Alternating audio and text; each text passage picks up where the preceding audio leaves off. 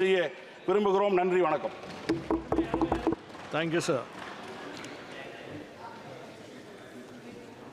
Sri K Subbarayan G.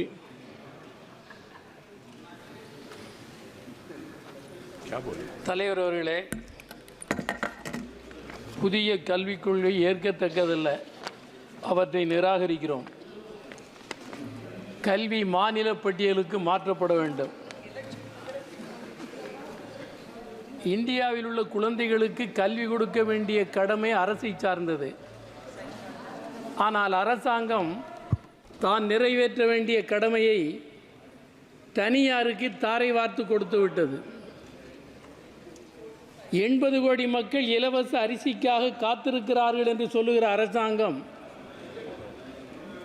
அத்தகைய இலவச அரிசிக்காக காத்திருக்கிற அந்த மக்கள் பள்ளி கல்விக்கும் கல்லூரி கல்விக்கும் பணம் கொடுத்து படிக்க வைக்க முடியுமா? ஏழ்மை நிறைந்த இந்தியாவில் தனியார் மயப்படுத்துவதனுடைய நோக்கமே சாமானியப்பட்ட மக்களின் குழந்தைகள் கல்வி பெறுவதை தடுக்கிற ஒரு நவீன வர்ணாசிரம முறையாகும்.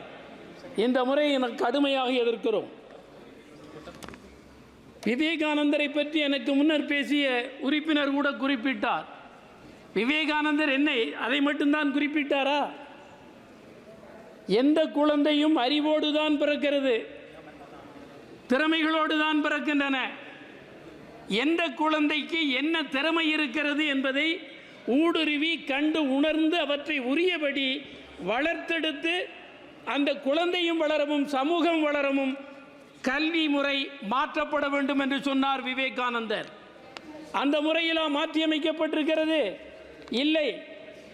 இலவச கல்வி என்பது வராதவரை சாமானியப்பட்ட வீடுகளில் பிறக்கிற குழந்தைக்கு கல்வி பெறுகிற உரிமையை தனியார் மயம் என்ற பெயரால் இந்த ஆட்சியாளர்கள் தடுக்கிறார்கள், மறுக்கிறார்கள்.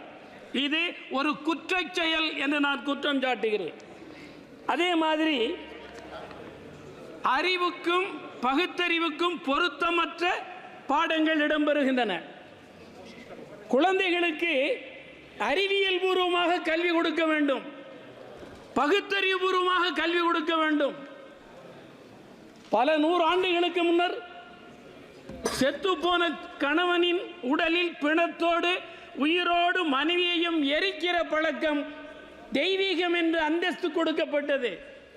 அதே மாதிரி கோடிக்கணக்கான மனிதர்களுக்கு படிக்கிற கல்வி பெறுகிற உரிமையையே மறுத்த நாடுதான் இந்த நாடு. அத்தகைய நிலைமை நிலவுகிற போது கல்வியை அறிவியலை கொண்டு செல்வது அவ்வளவு எளிதல்ல என்பதை இந்த ஆட்சியாளர்களின் நடவடிக்கைகளே அம்பலப்படுத்துகின்றன. அவ்வளவு கடுமையானதை எதிர்த்துத்தான் போராட வேண்டிய அவசியம் தேவையும் இருக்கிறது. இங்கே எனக்கு முன்னர் பேசிய சச்சிதானந்தம் அவர்கள் குறிப்பிட்டார்கள், வரலாற்று புத்தகங்களில் வரலாற்றையே மாற்றி எழுதுகிறார்கள். உள்துறை அமைச்சர் அமித்ஷா அவர்கள் இந்திய வரலாறு திருத்தி எழுதப்படும் என்று சொல்லுகிறார்கள். இது எங்கே கொண்டு போய் முடியும்? வரலாற்றை வரலாற்றின் கண்ணோட்டத்தோடு பார்க்க வேண்டும்.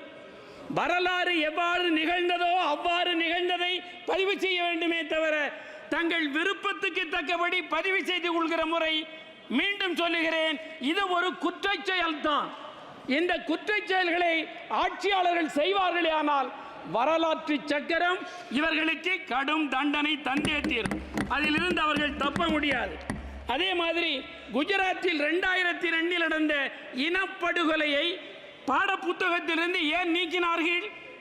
அதே மாதிரி முகல் ஆட்சியை, முகல் காலத்தையே மூடி மறைக்கிறார்கள். நீங்கள் மறைத்து விடுவதால் வரலாறு இல்லாமலா போய்விடும்?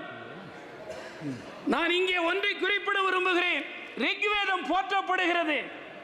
ரிக்வேதத்தை தந்த ரிஷிகள் இந்த நாட்டில் இருந்தார்கள்.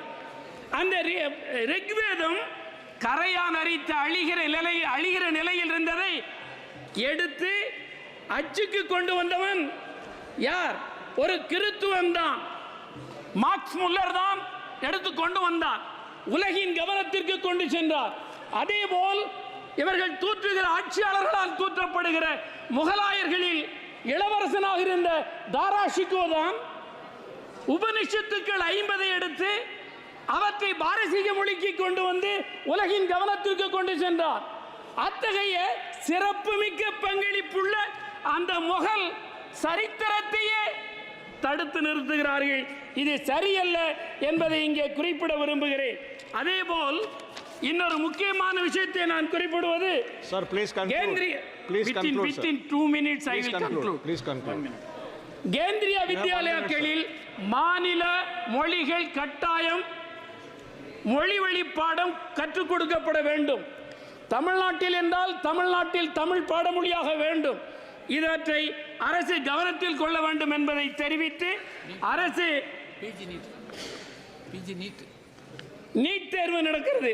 இந்த நீட் தேர்வு தமிழ்நாட்டில் நடக்காமல் வேறு பல மாநிலங்களில் நடைபெறுகிறது. இது சரியல்ல. மாணவர்களை துன்புறுத்துகிற வேலை, இந்த வேலையையும் கைவிட வேண்டும் என்று கேட்டு, மீண்டும் புதிய கல்விக் கொள்கை தேசத்திற்கு எதிரானது, மக்கள் சிந்தனையில் விஷம் பாய்ச்சுவது, அவற்றை வாபஸ் பெற வேண்டும். Thank you, sir.